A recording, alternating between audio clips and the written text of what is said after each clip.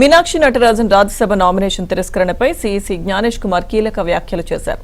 Nomination forms నింపే విషయంలో ప్రతి ఒక్కరూ నిబంధనలు పాటించాలని, నామినేషన్ పత్రంలో నింపాల్సిన ప్రతి కాలం భర్తీ చేయాలని చెప్పారు. కొన్నిసార్లు ఎన్నికల అధికారులు చూసి చూడనట్లు ఉన్న రాజకీయ ప్రత్యర్థులు దాన్నే ఎత్తి చూపుతారని అన్నారు.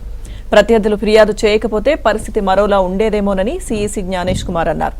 కోర్టు కేసు వివరాలను భర్తీ చేయాలని మీనాక్షి నటరాజన్ కు సమయం ఇచ్చినా సద్వినియోగం చేసుకోలేదని, ఒకసారి రిటర్నింగ్ అధికారి నిర్ణయం తీసుకున్న తర్వాత తన పరిధిలో ఉండదని చెప్పారు. మీనాక్షి నటరాజన్ సుప్రీంకోర్టుకు వెళ్లినా కోర్టు సైతం ఆర్ఓ నిర్ణయాన్ని సమర్థించిందని గుర్తు చేశారు. ఇక ఎస్ఐఆర్తో సీఎం సహా ఎవరికి 2 ఓట్లు ఉండవని జ్ఞానేష్ కుమార్ స్పష్టం చేశారు.